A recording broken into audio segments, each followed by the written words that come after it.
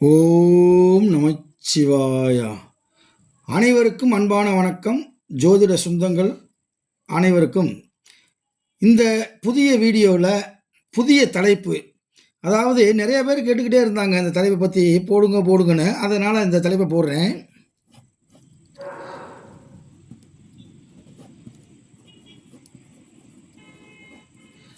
பரிவர்த்தனை யோகமா அல்லது தோஷமா? பட்டிமன்ற தலைப்பு மாதிரி போட்டாச்சு. நிறையா பேர் என்ன நினைக்கிறீங்க, பரிவர்த்தனைனாலே யோகம் தானே சார், இந்த கிரகம் அந்த வீட்டில் இருக்குது, அந்த கிரகம் இந்த வீட்டில் இருக்குது, ரெண்டும் போனால் ரெண்டு ஆட்சி பலம் பெற்று இருக்குல்ல, அப்போ அது யோகம் தானே அப்படின்னு நினைக்கிறீங்க. அது மிகப்பெரிய தவறு.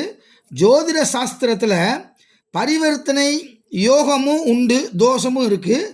இந்த வீடியோவை நீங்கள் ஃபுல்லாக பாருங்கள், அப்போ தான் உங்களுக்கு தெரியும். அழகாக பொறுமையாக நிதானமாக கொஞ்சம் நேரம் ஆனாலும் பரவாயில்ல, தெளிவாக விரிவாக இந்த வீடியோவில் உங்களுக்கு சொல்கிறதுக்கு நான் ஆசைப்பட்றேன். அதுக்கு முன்னாடி நீங்கள் நம்ம வீடியோவை தொடர்ந்து பார்க்கணும் அப்படின்னா லைக் பண்ணுங்கள், ஷேர் பண்ணுங்கள், கமெண்ட் பண்ணுங்கள் அப்படின்னு சொல்லிவிட்டு இப்போ ஒவ்வொரு பரிவர்த்தனையாக பார்ப்போம்.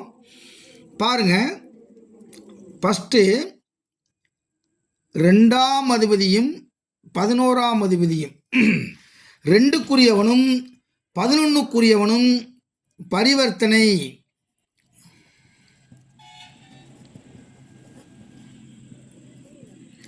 பெற்றால் ஜாதகருக்கு பல வழியில் பணம் வரும். நீங்கள் எழுதிக்கிங்க, ஜாதகருக்கு பல வழிகளில், எங்கிருந்து வருதுன்னே தெரியாது, ஏட்டிக்கு பூட்டிக்கு 4 திசைனா 8 திசையிலேருந்து வந்துக்கிட்டே இருக்கும். அவருக்கு பல வழிகளிலும் பணம் வரும். ஏன் தெரியுமா? 2ஆம் இடம் என்பது தனக்காரகன், 11ஆம் இடம் என்பது லாபக்காரகன். பணம் வரும். அதை என்ன செய்வது என்று தெரியாமல் செலவு செய்வார். அதை நீங்கள் எழுதிக்கிங்க, அதை என்ன செய்வது என்று தெரியாமல் செலவு செய்வார். அப்போ இருக்கிற பரிவர்த்தனையிலே மிகப்பெரிய பரிவர்த்தனை 2-11. 2 என்பது தனக்காரகன், 11 என்பது லாபக்காரகன். அப்போ தனமும் லாபமும் பரிவர்த்தனை ஆயிருச்சுன்னா அங்கே மிகப்பெரிய யோகம்டா அப்படின்றாரு. அதுக்கடுத்து பாருங்கள், யோகம் அவயோகம் ரெண்டையுமே மாற்றி மாற்றி பார்ப்போம். அதுக்கடுத்து 6-11 பரிவர்த்தனை. ஜாதகர் தனது செல்வத்தை எல்லாம் இழக்க வேண்டியது வரும். ஜாதகர் தனது செல்வத்தை எல்லாம் எப்போ சார் இழப்பார் அப்படின்னா, 6க்குரியவன் திசையோ 11க்குரியவன் திசையோ வந்துருச்சுன்னா பூராத்தை இழக்க ஆரம்பிச்சிருவார். ஜாதகர் தன் செல்வத்தை எல்லாம் இழக்க வேண்டிய சூழ்நிலை வரும். இழக்க வேண்டிய சூழ்நிலை வரும். இது அவயோக பரிவர்த்தனை. 6-11 பரிவர்த்தனை இது யோகமான பரிவர்த்தனை இல்லை. ஓகேவா? அதுக்கடுத்து 2-9 தனக்காரகனும் பாக்கியாதிபதியும் பரிவர்த்தனை ஆனால் ஜாதகரை அதிர்ஷ்டம் தேடி வரும். குருட்டுலக்கு ஜாதகரை அதிர்ஷ்டம் அப்படின்னா அது இஷ்டம்னு அர்த்தம், வேற ஒன்றும் இல்லை. அதிர்ஷ்டம் தேடி வரும். சகல, இதெல்லாம் மூல நூலில் இருக்கக்கூடிய வார்த்தை. சகல சௌவாக்கியங்களை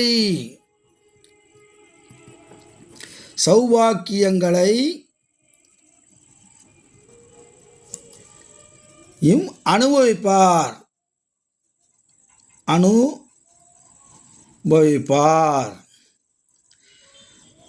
பாருங்க, 2ஆம் இடத்தின் அதிபதியும் 9ஆம் இடத்தின் அதிபதியும் பரிவர்த்தனையானால் குருட்டு அதிர்ஷ்டம். அவருக்கு திடீர் அதிர்ஷ்டம் அவருக்கு சகல சௌவாக்கியங்களையும் பெறுவார். எப்போ சார் அப்படின்னா, 2ஆம் அதிபதி திசை நடக்கணும், அல்லது 9ஆம் அதிபதி திசை நடக்கணும், அந்த நேரத்தில் அவங்களுக்கு இந்த யோகம் வந்து சேரும். அதுக்கடுத்து 1ஆம் அதிபதியும் 5ஆம் அதிபதியும் பரிவர்த்தனை பெற்றால் ஜாதகருக்கு புகழ் நிலைத்து நிற்கும். ஜாதகருக்கு புகழ் நிலைத்து நிற்கும்.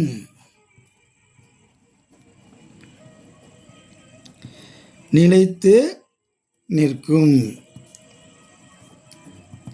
அதுக்கடுத்து பாருங்க, 5வது கருத்து, 1ஆம் அதிபதியும் 10ஆம் அதிபதியும் பரிவர்த்தனை பெற்றுச்சுன்னா அரசியலில் புகழ் வருவார்.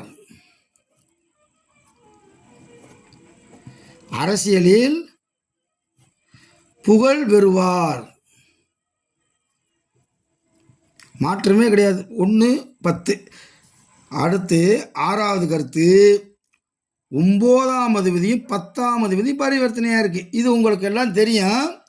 9, 10 பரிவர்த்தனை ஆகியிருந்தால் தர்ம கர்மாதிபதி யோகம் அப்படின்னு பேர். இந்த ஜாதகருக்கு அதிகாரம், புகழ் தேடி வரும். கோவில், பள்ளிக்கூடம், கோவில், பள்ளி கட்டி சிறந்த முறையில் நிர்வகிப்பார். சிறந்த முறையில் நிர்வகிப்பார். ஓகேவா? நான் பொறுமையாக தான் எழுதுகிறேன், காரணம் நீங்களும் எழுதணுன்றதுக்காக. அதுக்கடுத்து பாருங்கள், சுபக்கிரக பரிவர்த்தனை, அசுபக்கிரக பரிவர்த்தனை அப்படின்னு இருக்கு. இந்த சுபக்கிரகம் பரிவர்த்தனை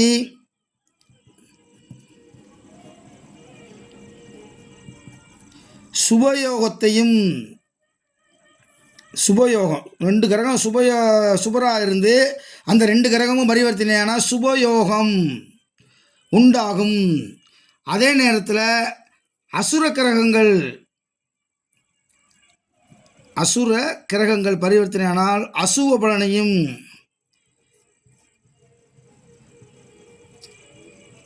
தரும். ஓகேவா? அதுக்கடுத்து 6ஆம் இடமும் 12ஆம் இடமும் பரிவர்த்தனை ஆயிருச்சு அப்படின்னா விமல யோகம். விமல யோகம், நீங்கள் விமலா யோகம்னு போட்டு வச்சுருக்காங்க. விமலா யோகம்னு அப்படி ஒரு யோகம்லாம் கிடையாது. விமல யோகம் அப்படின்னா என்னன்னா, எண்ண முடியாத அளவுக்கு செல்வம் வரும்ட்டா. பாருங்க, எண்ண முடியாத அளவுக்கு, எண்ண முடியாத அளவிற்கு செல்வம் வந்து சேரும். செல்வம் வந்து சேரும். நான் வந்து நிறைய பார்த்துருக்கேன் இந்த ஜாதகத்தில், அந்த மாதிரி இருக்குது. 6, 12 2 மறைமுகஸ்தானத்தின் அதிபதிகள் பரிவர்த்தனை ஆனால் அதற்கு பெயர் திடீர் ராஜயோகம். 6, 8, 12 இந்த 3 இடத்தினுடைய அதிபதிகள் 6க்குரியவர் 8லேயோ அல்லது 12லேயோ இருந்தால், அல்லது 8க்குரியவர் 6ல் அல்லது 12ல் இருந்தாலோ, அல்லது 12க்குரியவர் 6லேயோ 12க்குரியவர் 8லேயோ இருந்தால், 3 பேருமே மாறி மாறி இருந்தால் இதுக்கு பேர் விபரீத ராஜயோகம். கொஞ்சம் கூட எதிர்பார்த்துருக்க மாட்டார் அவர், இந்த பதவி கிடைக்கும், இந்த புகழ் கிடைக்கும்னு. திடீர்னு ஒரு மிகப்பெரிய யோகம் வரும், அதே திடீர் ராஜயோகம் பேர். ஒரு மறைவுஸ்தான அதிபதிகள் இன்னொரு மறைவுஸ்தானத்தில் உட்காந்துருந்தா, இந்த 3 மாற்றி மாற்றி உட்காந்துருந்தா திடீர் ராஜயோகத்தை தரக்கூடியது. புரியுதா உங்களுக்கு? அதே மாதிரி 12ஆம் இடத்தில் ஒரு கிரகம் ஆட்சி பெற்றால் அல்லது உச்சம் பெற்றால், ஆட்சி அல்லது உச்சம் போட்டுக்குங்க, உச்சம் பெற்றால் அதுக்கு என்ன யோகம் தெரியுமா? மகாதன யோகம். மகாதன யோகம் அப்படின்னு பேர். அப்போ பரிவர்த்தனை பெற்றுருச்சு எனக்கு யோகம் அப்படின்லாம் நீங்கள் நினச்சிக்கிறாதீங்க. அது ஒவ்வொரு இடத்துலையும் ஒவ்வொரு பரிவர்த்தனை சூட்சும விதிகள் இருக்குது. சுபக்கிரகமும் பாவக்கிரகமும் பரிவர்த்தனை பெற்றுவிட்டால் அவர்களுக்கு 2 சுபத்தன்மையும் நடக்கும், பாவத்தன்மைக்குரிய பலனும் கிடைக்கும். 2 சுபக்கிரகங்கள் ஒருவருக்கு ஒருவர் பரிவர்த்தனை ஆகியிருந்தால் அது சுபயோக பலனை கட்டாயம் தரும். இதுதான் சூட்சுமம். இதை நீங்கள் எழுதி வச்சுக்கோங்க. நம்ம ஒவ்வொரு சனி ஞாயிறும் அடிப்படை ஜோதிட ஆன்லைன் கிளாஸ் நடத்திக்கிட்டு இருக்கோம். அடிப்படை ஆன்லைன் ஜோதிட கிளாஸ் நடத்திக்கிட்டு இருக்கோம். அதுக்கப்புறம் உயர்நிலை ஆன்லைன் ஜோதிட வகுப்பு நடத்திக்கிட்டு இருக்கோம். அதுக்கடுத்து 100 கேள்விக்கு எப்படி விடை கண்டுபிடிப்பது அப்படின்னு ஒரு கிளாஸு, அதுவும் ஆன்லைனில் நடந்து போய்கிட்டு இருக்கு. அதனால் முறையாக நீங்கள் ஜோதிடத்தை கற்றுக்கிற விரும்புகிறீங்க அப்படின்னா நீங்கள் தொலைபேசியில் தொடர்பு கொள்ளுங்கள். அதுபோக சில முக்கியமான வீடியோக்களை நாங்கள் அந்த மெம்பர் ஜாயின்ட் அப்படின்னு இருக்கோம், மெம்பர்ஸ் ஒன்லி அப்படின்னு சொல்லி, அதில் நீங்கள் கட்டாயம் ஜாயின் பண்ணிக்கிட்டாதே சில முக்கியமான வீடியோக்களை இதில் தான் போடுவோம். அதனால் உங்களுடைய எண்ணங்களை கமெண்ட் பாக்ஸில் தெரிவிங்க, உங்களுடைய கருத்துக்களை கமெண்ட் பாக்ஸில் தெரிவிங்க.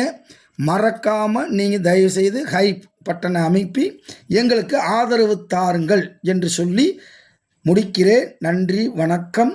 ஓம் நமச்சிவாய.